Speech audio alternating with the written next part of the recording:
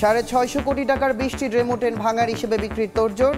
30 বছরের জায়গায় 10 বছরেই সব বিকল। ব্যক্তি স্বার্থে নেওয়া হয় প্রকল্প, দাবি বিশেষজ্ঞের। সারা দেশে ভোটার তালিকা হালনাগাদ শুরু। ভোটাধিকার প্রতিষ্ঠার সুযোগ করে দিয়েছে 5 আগস্ট, বললেন সিইসি। সব অনিয়মের বিরুদ্ধে জনপ্রতিরোধ গড়ে তোলার আহ্বান।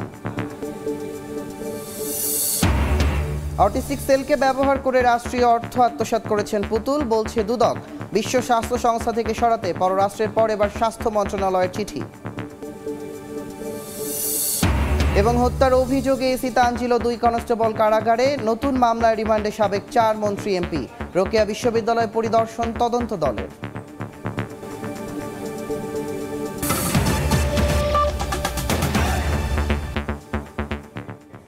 সময় সংবাদের সঙ্গে আছি আমি তুষার আহমেদ ইমন।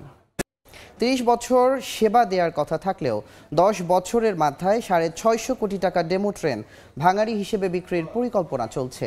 নষ্ট ডেমোগুলো মেরামতের সক্ষমতা না থাকায় এই সিদ্ধান্ত নিয়েছে রেলওয়ে। বিশেষজ্ঞরা বলছেন, উপযোগিতা না থাকলেও ব্যক্তি লাভের আশায় নেওয়া হয়েছিল এই প্রকল্প।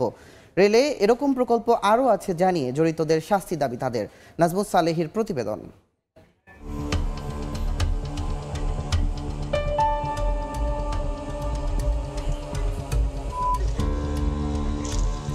এ যেন ট্রেনের ভাগাড়। ঘন জঙ্গলে খোলা আকাশের নিচে পড়ে আছে এক একটি। দেখতে নতুন হলেও খসে পড়েছে বিভিন্ন যন্ত্রাংশ। খুবই নাজুক অবস্থা ডেমো ট্রেনের। 30 বছর সেবা দেওয়ার কথা বলে 10 বছর আগে 650 কোটি টাকায় চীন থেকে আমদানি করা হয় 20টি ডেমো। 5-6 মাস না যেতেই বিকল হওয়া শুরু। নতুন এ প্রযুক্তি নিয়ে ধারণা না থাকায় মেরামত করতে ব্যর্থ হন মেকানিকরা। মাঝে মধ্যে সচল হলেও 3 বছর আগে স্থায়ীভাবে বিকল হয়ে গেছে 20টি ডেমো ট্রেনই। ডেমোটি আনছে যে আনার পরে বেশি দিন চলে নাই। তো বাংলাদেশের যে পরিবেশ, এই পরিবেশের সাথে আর ডেমোর সাথে কোনো খাপ খায় না। দীর্ঘদিন যাবৎ এখানে নষ্ট অবস্থায় পড়ে আছে। রেলকর্মীরা বলছেন, ডেমো মেরামতের কোনো ওয়ার্কশপ না বানিয়েই কেনা হয় ট্রেন। ছিল না রক্ষণাবেক্ষণের বন্দোবস্ত। ডেমো সম্পর্কে কোনো ট্রেনিংও দেয়া হয়নি তাদের। এমনকি দেশীয় বাজারে এর কোনো যন্ত্রাংশও পাওয়া যায় না। ফলে কয়েকবার মেরামতের উদ্যোগ নিয়েও ব্যর্থ হন তারা। মেরামতের ওয়ার্কশপ আগে থেকে নাই এখানে। আমাদের কোনো ধারণা নাই। এটা আনার পরে মনে করেন যে মালামাল লাগবে, সেই মালামালগুলোও আসে না। 650 কোটি টাকার সম্পদ নষ্ট হওয়ার পর ডেমো মেরামতের সক্ষমতা না থাকার কথা স্বীকার করে রেলওয়ে মহাপরিচালক বলছেন, এগুলো নিলামে বিক্রির পরিকল্পনা চলছে। যদি এটা আমরা আসলে অকেজো ঘোষণা করি, যেটা চালাবো না, যা চলছে না, তখন এটা আমরা নিলামে বিক্রি করার আমরা চিন্তা করব। বিশেষজ্ঞরা বলছেন, উপযোগিতা না থাকার পরও শুধু ব্যক্তি লাভের আশায় ডেমোর প্রকল্প নেওয়া হয়েছিল। রেলে এমন আরও প্রকল্প আছে জানিয়ে জড়িতদের বিরুদ্ধে ব্যবস্থা নেওয়ার আহ্বান তাদের। আমি জানি রেল থেকে কখনো প্রপোজাল ছিল না। এটা একটা পরিকল্পিতভাবে টপ ডাউন, উপর থেকে ওহিনাজিল হয়েছে, রেলওয়েতে ল্যান্ড করেছে এবং প্রজেক্টটা নিয়েছে। ভবিষ্যতে যেন এই ধরনের ঘটনার পুনরাবৃত্তি না হয় তার একটা দৃষ্টান্তমূলক আমার মনে হয় শাস্তির ব্যবস্থা এবং অ্যাকাউন্টেবিলিটি এস্টাবলিশ করতে হবে। জনগণের অর্থের অপচয় হলেও শুধু কোচ সংকটে অনেক নতুন রুটে ট্রেন চালানো সম্ভব হচ্ছে না। গত 14 বছরে রেলের উন্নয়নে খরচ হয়েছে 1.5 লাখ কোটি টাকা, অথচ এখনো প্রতি বছর রেলের গড় লোকসান এসে দাঁড়িয়েছে 2000 কোটি টাকায়। যোগাযোগ বিশেষজ্ঞরা বলছেন, এই ধরনের অপরিকল্পিত উন্নয়নের ফলে ডুবতে বসেছে রেল। যারা এই 650 কোটি টাকা ধ্বংসের পেছনে দায়ী, তাদের আইনের আওতায় আনার দাবি রেল যাত্রীদের। নাজমুস সালেহি, সময় সংবাদ, ঢাকা। সারা দেশে বাড়ি বাড়ি গিয়ে ভোটার তালিকা হালনাগাদ শুরু করেছে নির্বাচন কমিশন। সাভারে ভোটার তালিকা হালনাগাদ কার্যক্রমের উদ্বোধন করেন প্রধান নির্বাচন কমিশনার এএমএম নাসির উদ্দিন। এ সময় তিনি বলেন, ভোটাধিকার প্রতিষ্ঠার সুযোগ করে দিয়েছে 5 আগস্ট। সব অনিয়মের বিরুদ্ধে জনপ্রতিরোধ গড়ে তোলারও আহ্বান জানান সিইসি। 5ই আগস্টের বিপ্লব আমাদেরকে একটা বিরাট সুযোগ এনে দিয়েছে, অনেক সুযোগ এনে দিয়েছে। এই সুযোগ হাতছাড়া হলে কিন্তু আমি জানি না আমাদের ভবিষ্যতে কখন আবার এই ধরনের সুযোগ আসবে। এই সুযোগটা হচ্ছে নানাবিধ সুযোগের মধ্যে নাম্বার 1 হচ্ছে যে ভোটের অধিকার প্রতিষ্ঠার সুযোগ। ভোটের অধিকার কিন্তু প্রতিষ্ঠা হয় নাই এই বিপ্লবের মাধ্যমে আমরা অধিকার প্রতিষ্ঠার একটা অপরচুনিটি পেয়েছি, সুযোগ পেয়েছি। এখন প্রতিষ্ঠার কাজটা করতে হবে আমাদের। দেশব্যাপী ভোটার তালিকা হালনাগাদ কর্মসূচি উপলক্ষে সিলেটে বাড়ি বাড়ি গিয়ে তথ্য সংগ্রহ চলছে। নগরীর ইসলামপুর এলাকায় আছেন রিপোর্টার ইকরামুল কবির। সরাসরি চলে যাচ্ছি তার কাছে।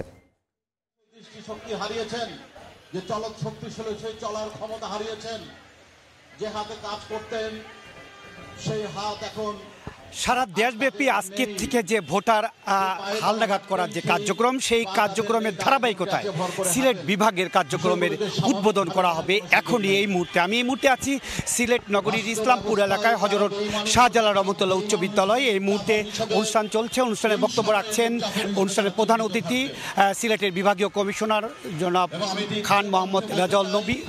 ভোটার তালিকা হালনাগাদ কর্মসূচি বাড়ি বাড়ি গিয়ে যে তথ্য সংগ্রহ করা হবে তারই ধারাবাহিকতায় সারা দেশব্যাপী অনুষ্ঠান চলছে, তারই ধারাবাহিকতায় এখানে অনুষ্ঠান চলছে।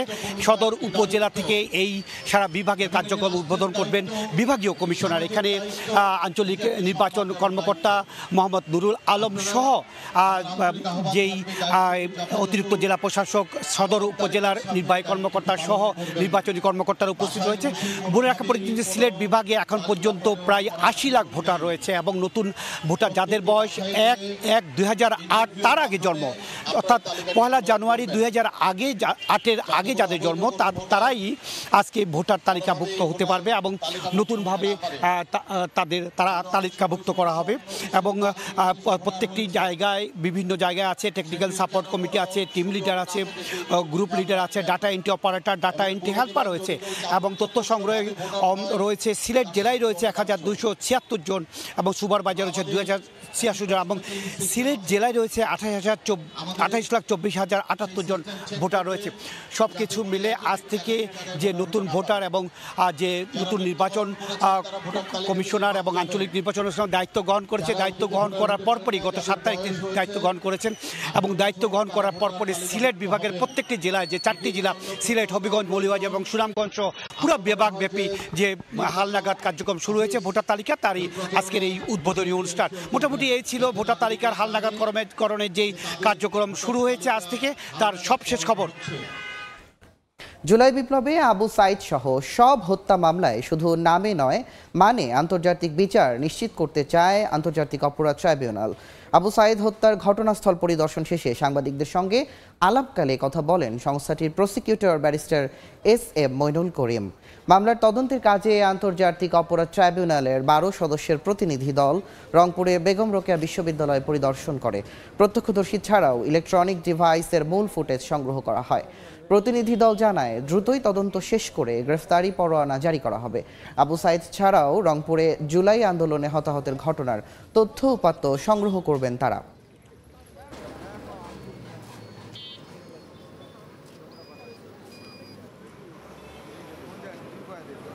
আবু সাইদ যেখানে শহীদ হয়েছে সেই স্পট ভিজিটে এবং এখানকার তথ্য উপাত্ত এগুলো সংগ্রহ করার জন্য, প্লাস যারা ভিকটিম এবং ওই সময়ে চাক্ষুষ সাক্ষী ছিলেন তাদের স্টেটমেন্ট নেয়ার জন্য এসেছি। তো প্রাথমিক সত্যতা পেলে তখন এটাকে মামলা হিসেবে আমরা গ্রহণ করি।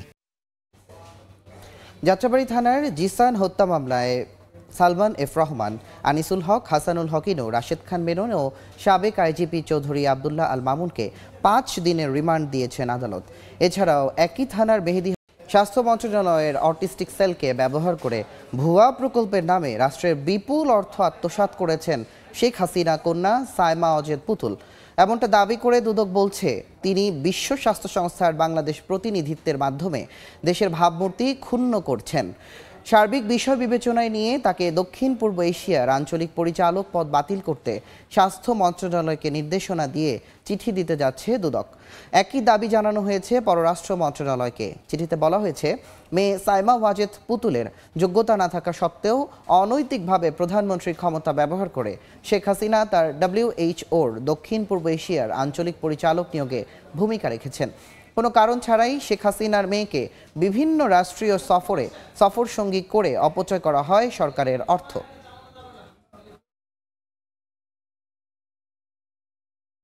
হাতকে কর্মীর হাতে রূপান্তরের উদ্দেশ্যকে সামনে রেখেই বাণিজ্য মেলায় অংশ নিয়েছে কারা পণ্য। মেলায় ষষ্ঠ দিন থেকে বিক্রি শুরু করলেও ক্রেতা আকর্ষণ থাকায় এরই মধ্যে 26,31,000 পণ্য বিক্রি হয়েছে। এখানে মিলছে প্রায় 40টি কারাগারে থাকা বন্দীদের নিপুণ হাতে তৈরি বাহারি সব জিনিস।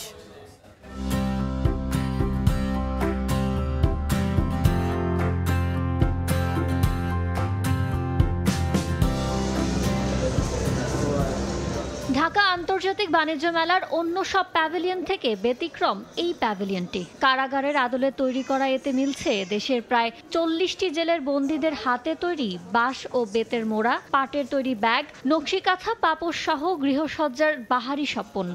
বন্দির হাতকে কর্মীর হাতে রূপান্তরের উদ্দেশ্যেই এমন উদ্যোগ।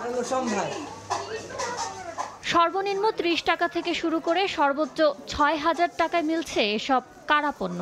টেকসই ও ব্যতিক্রম হওয়ায় আকৃষ্ট হচ্ছেন ক্রেতা দর্শনার্থীরা। নিখুঁত, অনেক সুন্দর, অনেক ধৈর্য নিয়ে এই জিনিসগুলো বানিয়েছে। আমার বেশ ভালো লেগেছে আর প্রাইসও বেশ রিজনেবল। ছোট বড় মাঝারি ধরনের এবং যে চেয়ারগুলি আছে খুব রাজকীয় চেয়ারগুলি।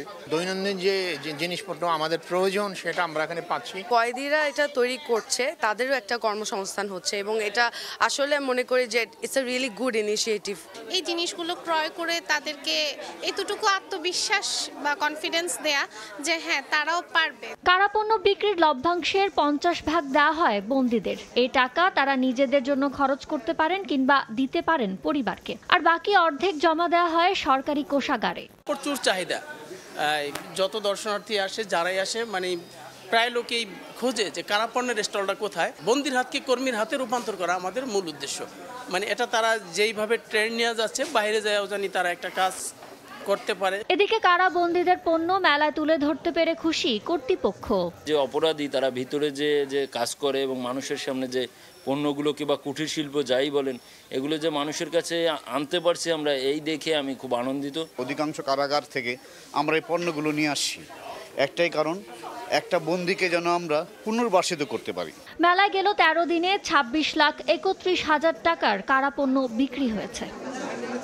ইয়ানুর শিফাত, সময় সংবাদ, ঢাকা।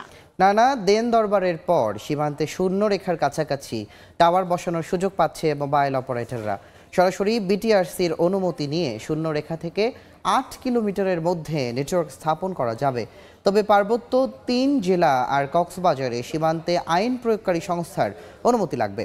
রোববার বিটিআরসির জারি করা নতুন নির্দেশিকায় এসব শর্ত রাখা হয়েছে। অপারেটররা বলছে, নতুন সিদ্ধান্তে সীমান্তে বাড়বে সেবার মান, কমবে ভারতীয় সিম কার্ডের ব্যবহার। শুভ খানের রিপোর্ট। পঞ্চগড় সীমান্তে মহানন্দা নদীর ওপারে ভারতের কাঁটাতারের বেড়ার পাশে চোখে পড়ছে মোবাইল টাওয়ার। সেখান থেকে সহজেই পাওয়া যাচ্ছে ভারতীয় নেটওয়ার্ক। এই নেটওয়ার্ক ব্যবহার করে সীমান্তের মানুষজন ফেসবুক ব্রাউজিং, ভিডিও কলে কথা বলা এবং অন্যান্য ইন্টারনেট ভিত্তিক কাজকর্ম চালিয়ে যাচ্ছেন। কোনো বাংলাদেশি সিমের নেটওয়ার্ক পাওয়া যায় না, যদি নেটওয়ার্ক পাওয়া যায় তাহলে আর কি বাজারে যেতে হয়। অফিসের যে অনলাইনে যে কাজগুলি আছে, এই কাজগুলি আমরা করতে পারি না। আমাদের সিমে নেটওয়ার্ক থাকে না, আবার ইন্ডিয়ার সিম আবার ঠিকই নেটওয়ার্ক পায়। মোবাইল অপারেটরদের দাবি, সীমান্তে একটি টাওয়ার বসানোর অনুমতি পেতে 1 থেকে 2 বছর পর্যন্ত সময় লাগে। অথচ 2022 সালে ভারত বিধিনিষেধ তুলে নেয় দ্রুতই সীমান্তে টাওয়ার বসিয়েছে সে দেশের মোবাইল অপারেটররা। এমন প্রেক্ষাপটে নতুন নির্দেশিকা জারি করেছে বিটিআরসি, যেখানে পার্বত্য জেলা ও কক্সবাজার বাদে অন্যান্য সীমান্তে শূন্যরেখা থেকে 8 কিলোমিটারের মধ্যে সরাসরি বিটিআরসির অনুমোদন নিয়ে টাওয়ার স্থাপনের সুযোগ দেওয়া হয়েছে। এক্ষেত্রে আগের মতো লাগবে না আইন প্রয়োগকারী সংস্থার অনুমতি। তবে পরবর্তীতে আইন প্রয়োগকারী সংস্থার কোনো আপত্তি উঠলে প্রয়োজনীয় ব্যবস্থা নেওয়ার কথাও বলা আছে। নির্দেশিকা অনুযায়ী সীমান্তে টাওয়ার স্থাপন করলেও কাভারেজ দেশের ভেতরেই সীমাবদ্ধ রাখতে হবে। পার্বত্য 3 জেলা এবং কক্সবাজারের জন্য অভিন্ন নীতিমালার কথা বলছেন মোবাইল অপারেটররা। পার্শ্ববর্তী দেশের যেটা হয়েছে যে ওনাদের কিন্তু কোনো রেস্ট্রিকশন ছিল না, ওনাদের নেটওয়ার্ক কিন্তু আমাদের এখানে চলে আসতো।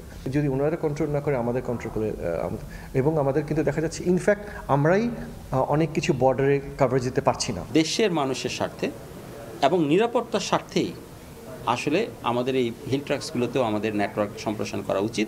অপারেটরদের তথ্য মতে সীমান্তবর্তী এলাকাগুলোতে প্রায় 1 কোটি মোবাইল গ্রাহক রয়েছেন। শুভ খান, সময় সংবাদ। অফ কস্ট FOCর আওতায় তৈরি পোশাকের কাঁচামাল আমদানির ক্ষেত্রে জাতীয় রাজস্ব বোর্ডের কড়াকড়ি আরোপে জটিলতা ক্রমশ বাড়ছে। আমদানি করা কাপড় ছাড় করাতে বন্ডের প্রত্যয়নপত্র যেমন লাগছে, তেমনি কাটিং সিস্টেম চালু করছে কাস্টমস। অতিরিক্ত 20 থেকে 30 দিন লাগায় বায়ার ইমেজ সংকট সহ ক্ষতির মুখে পড়তে হচ্ছে বলে অভিযোগ গার্মেন্টস ব্যবসায়ীদের। শাখাউতিপুর ক্যামেরায় বিস্তারিত জানাচ্ছেন কমল দে। লাখ লাখ ডলার বিনিয়োগের মাধ্যমে ব্যাক টু ব্যাক এলসি খুলে কাঁচামাল আমদানি করতে হয় না বলে গার্মেন্টস ব্যবসায়ীদের কাছে ফ্রি অফ কস্ট আর্থিক সুবিধাজনক ব্যবসায়িক মাধ্যম হয়ে উঠেছিল। বিশেষ করে বায়ার প্রতিষ্ঠান নিজেরাই কাপড় সহ প্রয়োজনীয় অ্যাক্সেসরিজ পাঠিয়ে দিবে। বাংলাদেশের গার্মেন্টস মালিকেরা শুধুমাত্র শ্রমিক ব্যবহার করে উৎপাদিত পণ্য বায়ার প্রতিষ্ঠানের কাছে রফতানি করবে। কিন্তু ডলার সাশ্রয়ী এই এফওসির ক্ষেত্রে নানা ধরনের জটিলতার সৃষ্টি হচ্ছে বলে অভিযোগ উঠেছে। এফওসির ক্ষেত্রে যেটা বেনিফিট সেটা হচ্ছে যে আমাদের কোনো ব্যাক টু ব্যাক আমাদের ডলার কিন্তু যাচ্ছে না, সমস্ত ডলার আসতেছে। তো এখানে একটা বাধাও আমাদের আছে, সেটা হচ্ছে যে আমাদের কাস্টম জটিলতা আছে, এটাতে বন্ডে জটিলতা আছে। এফওসির ক্ষেত্রে জাতীয় রাজস্ব বোর্ডের নির্দেশনা মেনে পণ্য ছাড় করাতে গিয়ে যেমন অতিরিক্ত সময় ক্ষেপণ হচ্ছে, তেমনি বায়ারদের মধ্যে বাংলাদেশের গার্মেন্টস ব্যবসায়ীদের নিয়ে আস্থাহীনতা সৃষ্টি হচ্ছে। 50%-এর অধিক যদি আমরা এফওসি ফেব্রিক এনে থাকি তাহলে এগুলো বন্ড থেকে প্রত্যয়নপত্রটা নিতে হবে, বিজিএমই থেকে নয়। সেক্ষেত্রে গিয়ে আমাদের অনেক টাইম কিল হচ্ছে। এই অবস্থায় এফওসির আওতায় কাঁচামাল আমদানির ক্ষেত্রে বন্ড কমিশনার থেকে প্রত্যয়নপত্র নেওয়ার শর্ত শিথিল করতে জাতীয় রাজস্ব বোর্ডের কাছে দাবি জানিয়েছেন গার্মেন্টস ব্যবসায়ীরা। এফওসিতে সরকারের পলিসির মধ্যে কিছু ঘাপলা আছে, এটাকে যদি নতুনভাবে ডিজাইন করা হয় আমাদের গ্রোথ কিন্তু আপনি যা দেখছেন তার থেকে আরো বাড়তি আসবে। তবে কাস্টমসের অভিযোগ ফ্রি অফ কস্টের সুবিধাকে কাজে লাগিয়ে বেশ কটি অসাধু গার্মেন্টস প্রতিষ্ঠান আমদানি করা কাপড় যেমন খোলা বাজারে বিক্রি করেছে, তেমনি গার্মেন্টসের কাপড়ের আড়ালে ভিন্ন পণ্য এনে ব্যবসা করার চেষ্টা হয়েছে। আর তাই এ ধরনের অপতৎপরতা ঠেকাতে চিহ্নিত প্রতিষ্ঠানগুলোর আমদানি পণ্য ছাড়ে কড়াকড়ি আরোপ করা হচ্ছে। যাদের বিভিন্ন সময়ে খোলা বাজারে বিক্রির অভিযোগ ছিল তাদের ক্ষেত্রে বন্ড কমিশনারকে আমরা একটা পত্রের মাধ্যমে অবগত করি, বন্ড কমিশনার এটা মনিটর করে। কোন রকম এলসি খোলার জটিলতা না থাকায় সিএনএফ চার্জ যেমন কম, একই সঙ্গে এফওসির ক্ষেত্রে ইন্স্যুরেন্স ও ব্যাংক গ্যারান্টির প্রয়োজন হয় না। ফ্রি অফ কস্ট অর্থাৎ চায়নার এফওসির আওতায় কাজ পাওয়ার জন্য যেখানে ভিয়েতনাম ও কম্বোডিয়ার গার্মেন্টস ব্যবসায়ীরা ব্যতিব্যস্ত, তার বিপরীতে নিয়ম নীতির বেড়াজালে আটকে যাচ্ছে বাংলাদেশের গার্মেন্টস ব্যবসায়ীরা। অথচ এর আওতায় কাজ পেলে বাংলাদেশের যেমন ডলার সাশ্রয় হবে, তেমনি তৈরি পোশাক খাত পৌঁছে যাবে অনন্য উচ্চতায়, এমনটি বলছেন বাংলাদেশের গার্মেন্টস ব্যবসায়ীরা। চট্টগ্রামের বাইজিদ শিল্পাঞ্চল থেকে কমল দে, সময় সংবাদ। দেশের বাইরের খবর। যুদ্ধবিরতি চুক্তির অংশ হিসেবে 90 ফিলিস্তিনি বন্দীকে মুক্তি দিল ইসরায়েল। এর আগে 3 ইসরায়েলি জিম্মিকে মুক্তি দেয় হামাস। রোববার দীর্ঘ 15 মাস রক্তক্ষয়ের পর গাজায় কার্যকর হয় বহুল প্রতীক্ষিত যুদ্ধবিরতি। চুক্তির জন্য আবারও কৃতিত্ব নিলেন নবনির্বাচিত মার্কিন প্রেসিডেন্ট ডোনাল্ড ট্রাম্প।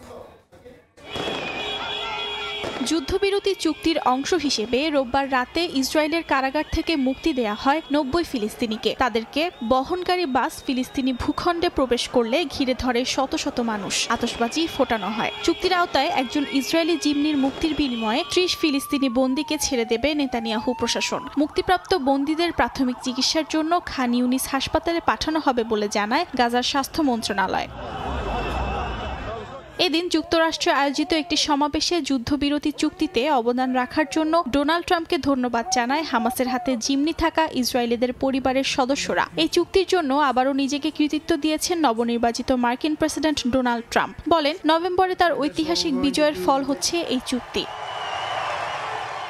এর আগে গাজায় যুদ্ধবিরতি কার্যকরের প্রথম দিনে 3 ইসরায়েলি জিম্মি রনি গনেন, ডোরেন স্টেইনব্রেচার এবং এমিলি দামিরিকে মুক্তি দেয় ফিলিস্তিনের স্বাধীনতাকামী সংগঠন হামাস। এরপর তাদেরকে রেড ক্রসিংয়ের হাতে তুলে দেয়া হয়। পরে তাদেরকে ইসরায়েলে নিয়ে যাওয়ার পর উন্নত চিকিৎসার জন্য হাসপাতালে ভর্তি করা হয়। যুক্তরাষ্ট্রের 47তম প্রেসিডেন্ট হিসেবে আজ শপথ নেবেন ডোনাল্ড ট্রাম্প। স্থানীয় সময় সকাল 10টায় ক্যাপিটল হিলে ট্রাম্পের অভিষেক অনুষ্ঠান ঘিরে রাজধানী ওয়াশিংটন ডিসি জুড়ে নেওয়া হয়েছে নিশ্ছিদ্র নিরাপত্তা।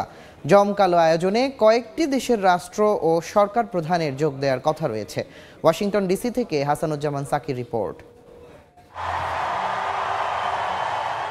যুক্তরাষ্ট্রের ৪৭তম প্রেসিডেন্ট হিসেবে ডোনাল্ড ট্রাম্পের রাজস্বিক প্রত্যাবর্তনের ক্ষণ গণনা শুরু। আবারও হোয়াইট হাউসের মসনদে বসতে যাচ্ছেন তিনি। একবার প্রেসিডেন্ট হওয়ার পর হেরে গিয়ে আবারও ক্ষমতায় আসা মার্কিন ইতিহাসে নজিরবিহীন ঘটনা। তাই ঐতিহাসিক অভিষেক অনুষ্ঠান ঘিরে কৌতূহলের অন্ত নেই। আগের দিনের আতশবাজি উৎসবের পর প্রেসিডেন্ট হিসেবে শপথ নেয়ার আগে রোববার সর্বশেষ র্যালিতে অংশ নেন ট্রাম্প। বৈরী আবহাওয়ার মধ্যে ওয়াশিংটন ডিসিতে সমাবেশে অংশ নিয়ে ট্রাম্প বলেন, বিশ্ববাসী এবার নতুন এক আমেরিকা দেখবে। We begin a brand new day of American strength and prosperity, dignity and pride. I'm thrilled to be back with so many friends. ট্রাম্পের অভিষেক অনুষ্ঠানে যোগ দিতে ওয়াশিংটনে আসছেন বিভিন্ন দেশের রাষ্ট্র ও সরকার প্রধান। এদের মধ্যে আর্জেন্টিনার প্রেসিডেন্ট জাভিয়ার মাইলি ও ইতালির প্রধানমন্ত্রী জর্জিয়া মেলোনির অংশ নেওয়ার কথা রয়েছে। শপথ অনুষ্ঠানে চীনের প্রেসিডেন্ট শি জিনপিং এর প্রতিনিধিত্ব করার কথা দেশটির ভাইস প্রেসিডেন্ট হান ঝেং এর। 1874 সালের পররাষ্ট্র দপ্তরের তথ্য বলছে, মার্কিন যুক্তরাষ্ট্রের ক্ষমতা হস্তান্তর অনুষ্ঠানে কোনো বিদেশি নেতা কখনো যোগ দেননি। সেই দিক দিয়েও এটি হতে যাচ্ছে বিরল এক অভিষেক। We are going to make America great again. 2021 সালে জো বাইডেনের অভিষেক অনুষ্ঠানে নজিরবিহীনভাবে অনুপস্থিত ছিলেন ডোনাল্ড ট্রাম্প। কিন্তু সেই বাইডেনই শুধু নন, ট্রাম্পের শপথ প্রত্যক্ষ করবেন সাবেক president Bill Clinton, George W Bush এবং বারাক ওবামাও। এমনকি ট্রাম্প যাকে নির্বাচনে হারিয়েছেন সেই কমলা হ্যারিসেরও উপস্থিত থাকার সম্ভাবনা প্রবল। ট্রাম্প প্রশাসন থেকে আমন্ত্রণ জানানো হয়েছে টেসলার ইলন মাস্ক, ম্যাটার মার্ক জাকারবার্গ, অ্যামাজনের জেফ বেজোস, অ্যাপেলের টিম কুক, টিকটকের সু চিউ এবং গুগলের সুন্দর পিচাইকে। যদিও শপথ অনুষ্ঠানে থাকছেন না সাবেক ফার্স্ট লেডি মিশেল ওবামা ও সাবেক স্পিকার ন্যান্সি পেলোসি। বৈরী আবহাওয়ার মধ্যে হতে চলেছে প্রেসিডেন্ট ডোনাল্ড ট্রাম্পের অভিষেক। 1985 সালের পর এবারই প্রথম ক্যাপিটল হিলের বাইরে না হয়ে অনুষ্ঠানটি হচ্ছে ইনডোরে। তবে ঠান্ডা যত তীব্রই হোক না কেন, কয়েক লাখ মানুষের সমাগম ঘটেছে এখানে। রাজধানী জুড়ে নেওয়া হয়েছে কড়া নিরাপত্তা।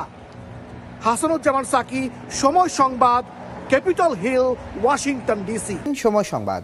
মাত্র 9 বছর বয়সী রায়ান রশিদ মুগ্ধর কাছে দাবার 5 বারের বিশ্ব চ্যাম্পিয়ন ম্যাগনাস কার্লসেনকে হারানো গৌরবের। দাবার অনলাইন প্ল্যাটফর্মে এমন জয়ে আত্মবিশ্বাসও বেড়েছে অনেক। তার এমন সাফল্যের পেছনের কারিগর কোচ নাইম হক। তার এখন একটাই স্বপ্ন, এই দাবা নিয়ে বিশ্বের বুকে দেশের নাম আরও উজ্জ্বল করবে মুগ্ধ। বয়সটা মাত্র নয়, স্বাভাবিকভাবেই এ বয়সে ব্যস্ত থাকার কথা মাঠের খেলায়। তবে মুগ্ধ বেছে নিয়েছেন দাবাকে। হাতি রাজা শূন্য ঘোড়ার খেলায় গড়েছেন অনন্য কীর্তি। হারিয়েছেন দাবার 5 বারের বিশ্ব চ্যাম্পিয়ন ম্যাগনাস কার্লসেনকে। কার্লসেন 2004 সালে মাত্র 13 বছর বয়সে পেয়েছেন গ্র্যান্ডমাস্টার খেতাব। 19 বছর বয়সে সর্বকনিষ্ঠ দাবাড়ু হিসেবে উঠে এসেছিলেন ওয়ার্ল্ড দাবা র্যাঙ্কিংয়ের 1 নম্বরে। 5 বারের বিশ্ব চ্যাম্পিয়ন, র্যাপিড দাবাতেও হয়েছেন 5 বার চ্যাম্পিয়ন। ব্লিটজের শিরোপা ছুঁয়েছেন 8 বার। পেপ গার্দিওলা সহ ভিন্ন জগতের অনেক তারকার সঙ্গেও প্রীতি ম্যাচ খেলতে দেখা গেছে তাকে। 34 বছর বয়সী গ্র্যান্ডমাস্টারকে অনেকেই নরওয়ের সর্বকালের সেরা দাবাড়ুও বলেন। এমন একজন দাবাড়ুকে হারাতে পারবেন এমনটা কখনো ভাবেননি মুগ্ধ। এখন স্বপ্ন হয়েছে অনেক বড়। আমিও ভাবি নাই যে অনেক এটা চ্যালেঞ্জিং বলতে আর কি, এটা ইম্পসিবল আর কি, একটা চ্যালেঞ্জিং। আমি দাবার সাথে সারাক্ষণই পড়ে থাকি, 10-11 ঘন্টা পড়ে থাকি দাবার পিছনে, এবং ফার্স্ট হচ্ছে আমার দাবা। অনলাইনে দাবার প্ল্যাটফর্ম chess.com-এ কোচের প্রোফাইল দিয়ে কার্লসেনের সঙ্গে খেলায় অংশ নেন মুগ্ধ। তৃতীয় শ্রেণীর মুগ্ধ বিশ্ব চ্যাম্পিয়নের সঙ্গে খেলেছেন বুলেট গেম। নির্ধারিত 1 মিনিটের মধ্যে ম্যাচ শেষ করে জয় তুলে নেন তিনি, যা অবাক করেছে তার কোচকেও।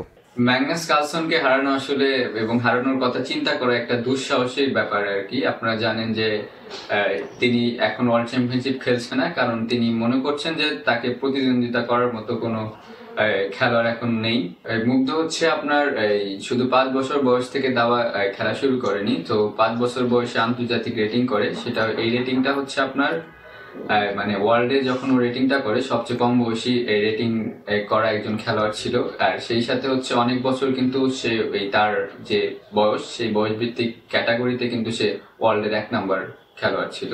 5 বছর বয়স থেকেই দাবার সঙ্গে সখ্যতা মুগ্ধর, হাতে খড়ি বাবার হাত ধরে। ইতিমধ্যে বয়স ভিত্তিক দিয়ে নজর কেড়েছেন তিনি, ভবিষ্যতেও ধরে রাখতে চান এই ধারাবাহিকতা।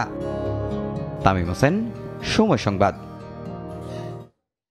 এ পর্যায়ে শীর্ষ সংবাদগুলো জানিয়ে দিচ্ছি আরও একবার। 650 কোটি টাকার 20টি ডেমো ট্রেন ভাঙার হিসেবে বিক্রির তোড়জোড়। 30 বছরের জায়গায় 10 বছরেই সব বিকল। ব্যক্তি স্বার্থে নেওয়া হয় প্রকল্প, দাবি বিশেষজ্ঞের।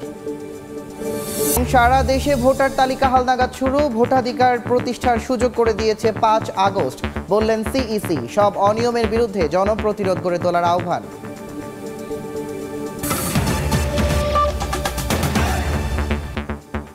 এই ছিল সময় সংবাদে, সঙ্গে থাকুন সময়ের।